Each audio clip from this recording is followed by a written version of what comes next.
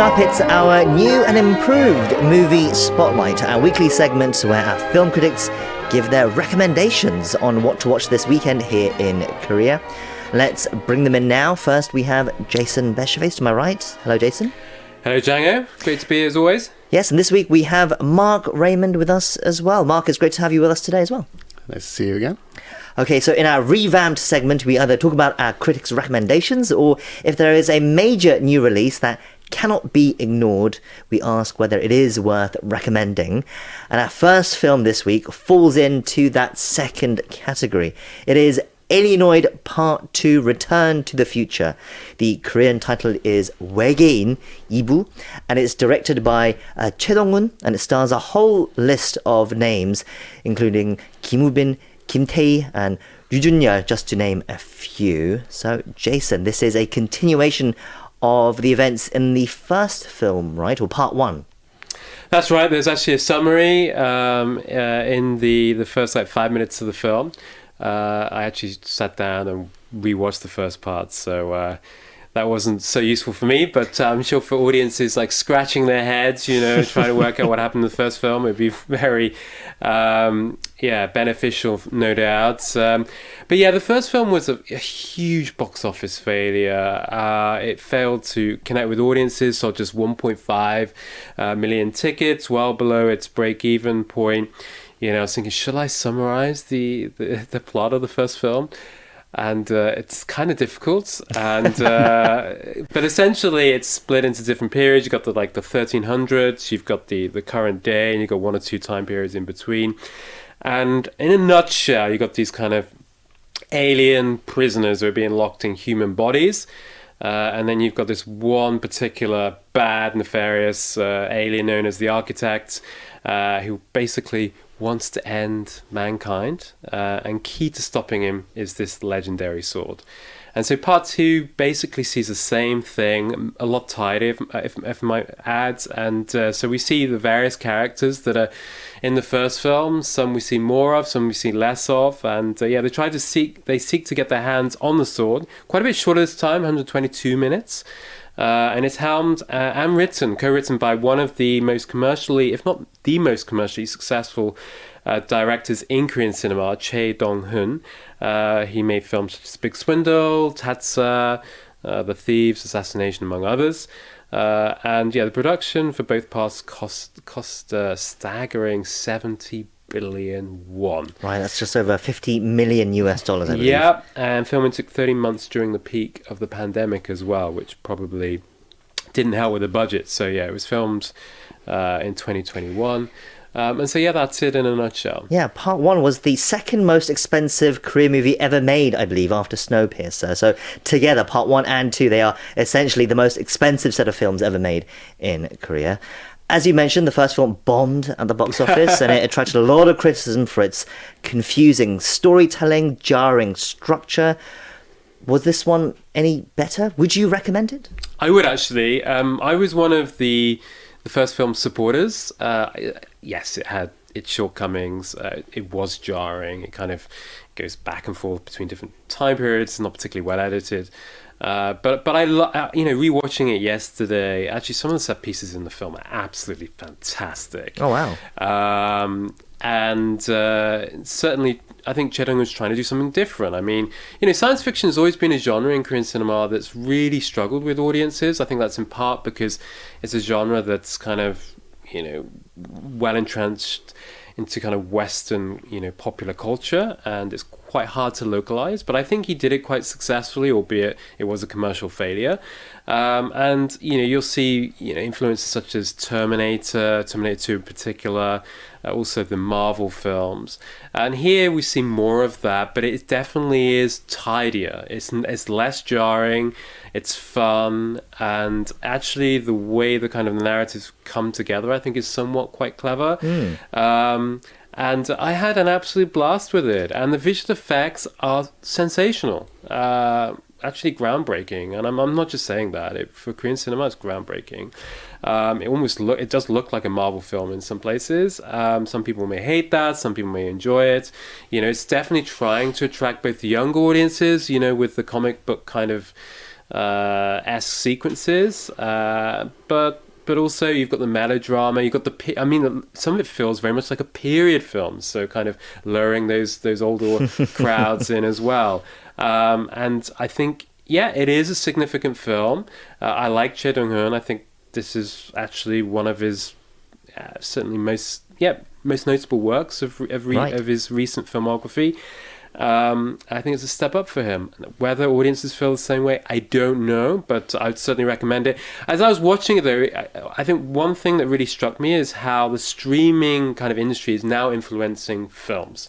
So we've seen that with movies such as Concrete Utopia, and here as well, it feels like, streaming is kind of impacting, the kind of stories that filmmakers are telling. So this is a movie, and some would argue perhaps that it would work better as a series. Right. Okay. Right. So, but I think Choi Dong-hoon actually argues, well, the visual effects were so demanding that it deserves to be seen in a cinema, with a budget.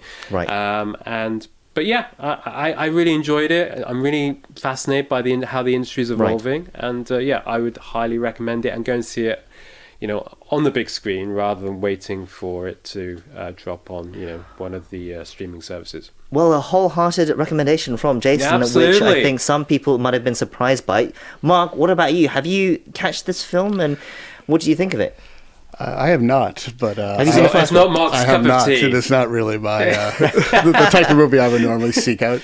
I am intrigued by it. I mean, it does seem to be a bit of a divide between Korean critics really don't seem to like it at all, especially the first one. But certainly like people like Jason, I know other Western critics who have seen the film, even the first film seem to be more positive on it. And I know the second film is getting, like Jason, most of those critics also like this one better. So it makes me I'm kind of intrigued to maybe check it out. Better. I don't always see a lot of the big Korean films, depending on, kind of the release schedule and things like that. And so, I'm kind of curious to maybe see it when it, I have to see the first one first, I guess. It's worth noting, it's actually, a big investment. For those listening, it's available on Netflix with English subtitles. So if you want to watch the first film with English subs, there's your chance. Right. Do you think you mentioned how perhaps audiences might not come see this film, even though you say it is better than the first one? Well, no, it's interesting because it's been available on streaming services. I looked at the Netflix chat, not just Netflix, but the other stream platforms. The first film has actually gone up, into the top 10. So people are watching it and rewatching it. And reservations, looking at reservations, it hit over 100,000. So I'm actually kind of surprised. I don't think it's going to bomb in the same way as the first part, which is, I guess, somewhat ironic, because you got a two-part film. It's a big gamble. I mean, much in the same way as Along with the Gods or Shin과 함께, which actually did very well. Both parts sold over 10 million admissions. So if you've got the first part that bombs, then what do you do with the second? But, they basically made it available on streaming platforms, and people are watching it. Some like it, some don't. But certainly, some people at least, 100,000 people are going out to watch it. So I guess that's something. So yes, it would have to be a gargantuan box office hit to break even at this point. And I don't see that happening. But actually, it might do better than the first film. Interesting. We'll see how it does perform. So that's Alienoid to Return to the Future. Okay, let's move on now to Marc's recommendation for this week. It is a smaller art house release. It is the Iranian film Nobearse. It has the same alliterated title in Korean. It premiered at the Venice Film Festival all the way back in 2022, but it's receiving a local release here now. Marc, can you tell us more about it? Yeah, this is the latest film from Jafar Panahi, and it's his fifth film since he was actually banned from making movies by the Iranian government, which happened in 2009 because of his participation in anti-government protests. And so most of his work since has been kind of about the fact that he really can't make films in the conventional way. The first film he made after was called This Is Not a Film, kind of a joking reference to the fact that he can't officially make films. And he's actually been under house arrest at various times. He's been actually in prison. He is now out again, but was in prison when the film was at Venice and couldn't actually attend for that reason.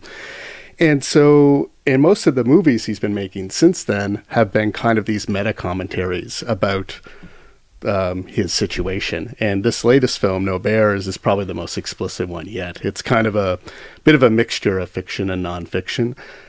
He plays himself, a film, or kind of a version of himself, I should say. He's a filmmaker. He's making this film remotely. And he's basically goes to the border of Iran and Turkey. And so the film is being shot across the border in Turkey. He's staying in Iran, giving kind of instructions on this film. And so we see the kind of film within a film he's making, but then he also gets involved with the local village. And there's a big controversy because of a photo that he may or may not have taken. And that becomes part of the plot of the film kind of as well. And that becomes kind of also kind of a metaphor for his own situation dealing with authorities, this time these more local authorities.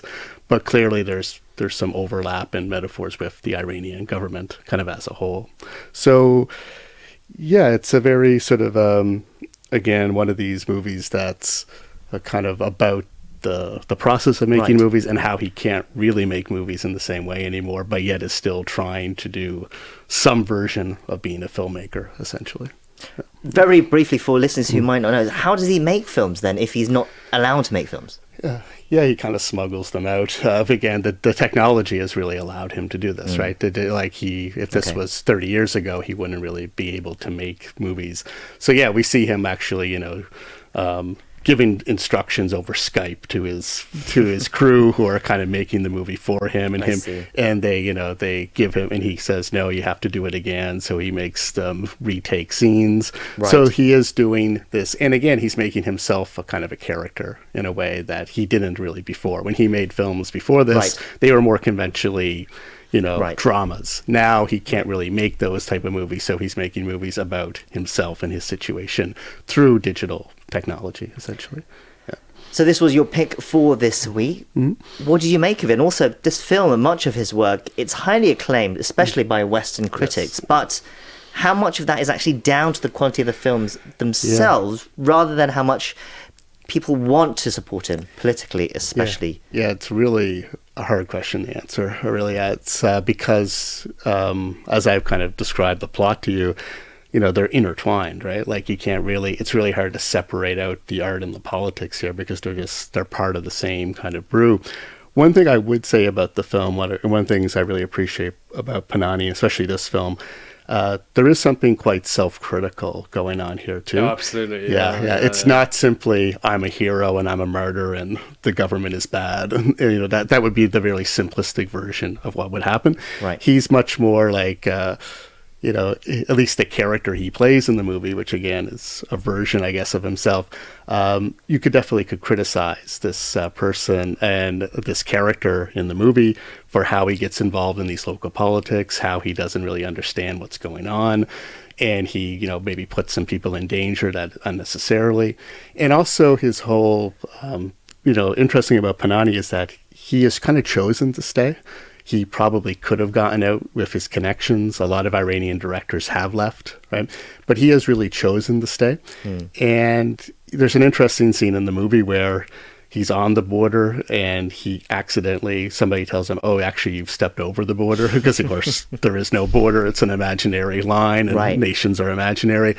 But he immediately kind of steps back and says, oh, I can't go over this line. So he's almost like, so there's a kind of a question in the film.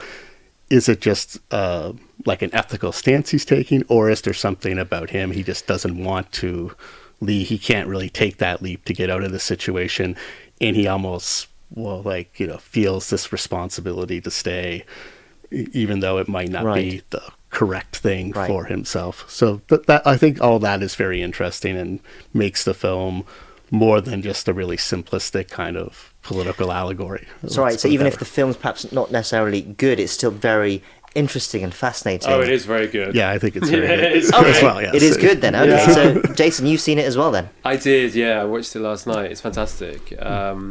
It's deceptively simple, but actually it's, as the film goes on, he's kind of unraveling these layers, dealing with the ethics as well of him as a filmmaker and the subjects, who are trying to get out of Iran, and not trying to exploit them, and it's also really fun. I mean, it's just basically structures in a way where you've kind of got these different things that that happen to him in the village, but it remains amusing throughout. It never loses steam, and it's just got these really endearing characters that you just want to root for, and I liked it a lot. I think it was fantastic. Wow, so it Highly sounds recommended. Definitely worth seeking out this one this week. So that's No Bears, and that's where we're going to leave it for Movie Spotlight. Jason, Mark, it's been great to have you with us. Take care, and we'll catch up with you next time. Thank you. Yeah, take care.